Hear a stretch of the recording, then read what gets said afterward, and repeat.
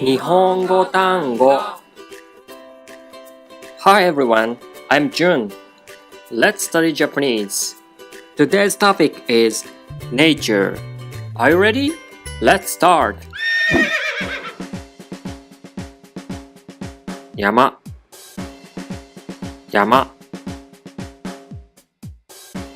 川川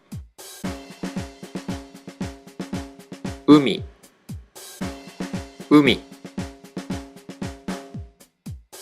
空空山川海空木木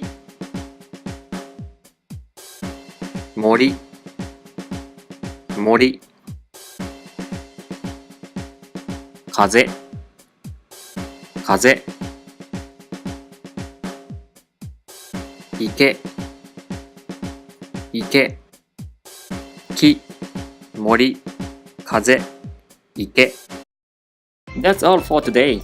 Thank you for watching my video. If you like this video, please subscribe to my YouTube channel. See you! またね!